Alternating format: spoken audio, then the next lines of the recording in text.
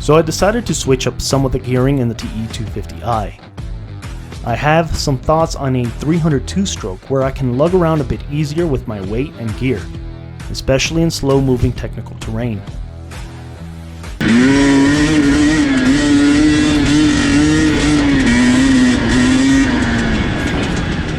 First gear right here is just like a crawling gear.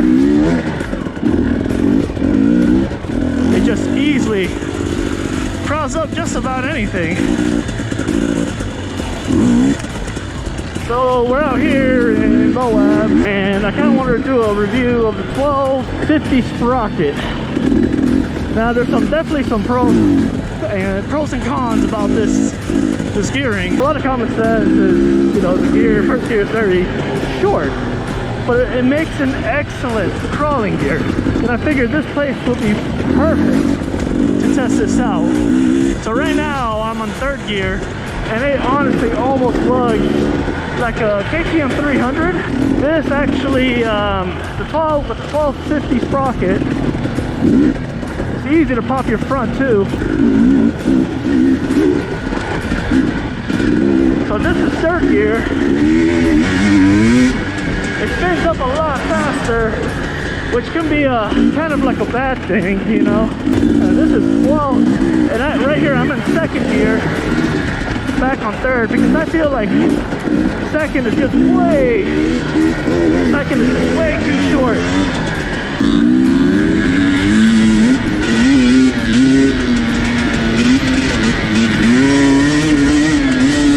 Especially that my skill level does not allow me to hit these obstacles at speed yet.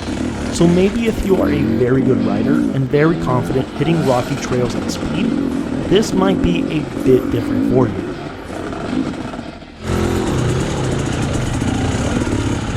So this is the stuff the TE250i is good on. Really slow, rocky kind of stuff. Not much clutching is really required. So this stuff, you might ask, oh well, 1250. It's a good, very good crawling gear. Doesn't require much clutching really.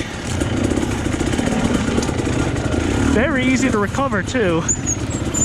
So these like little tight corners right here, this is where it excels at, because you just get a little throttle, a little clutch. You get so much power. Now I've always been curious on how the power delivery compares to a 300 two-stroke with stock gearing versus a 250 two-stroke with 1250 gearing. Now the biggest issue here would be top speed on your last gear.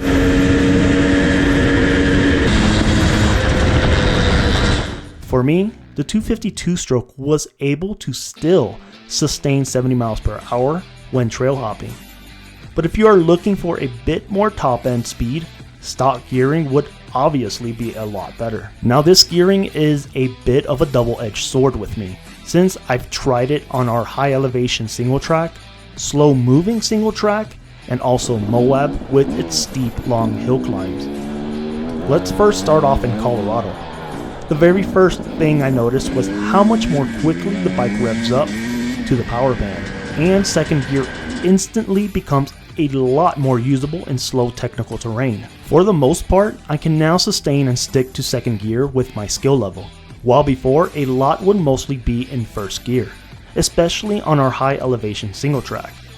My biggest improvement actually was third gear. I finally can hover around third gear in the open roads and have enough low end to pick up the speed again, if I end up slowing down. On our Colorado single track, getting to the revs a bit quicker is for sure more fun, and of course will help you stick to second gear most of the ride instead of revving it up on first gear.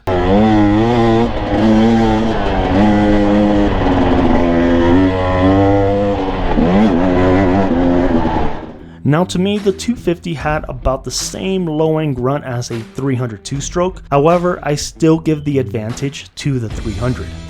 However, the only issue that can actually be both a pro and con is that it revs up a lot quicker and the gear length can be very short-lived. And let me explain to you why the quicker rev can be a con.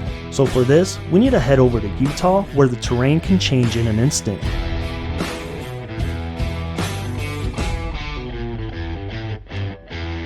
And to add on, keep in mind I also have been riding for 2.5 years, so experience plays a big factor.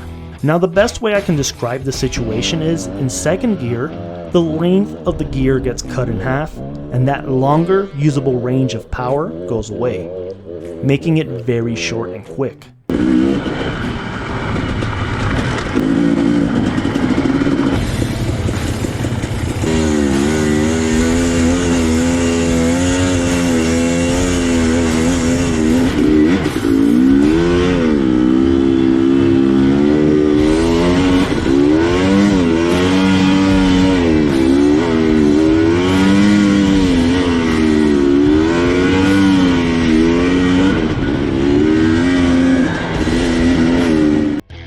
Now to make it a bit more clear and understandable, the machine revs up so quick in the power band that in a steep hill climb in Moab, that of course goes on for quite some time, can really make your front end come up very quickly, and I would say a little bit unpredictable since you have a much shorter gear ratio, while the 300 KTM can essentially have a longer travel range in that gear, of course with the same amount of low end.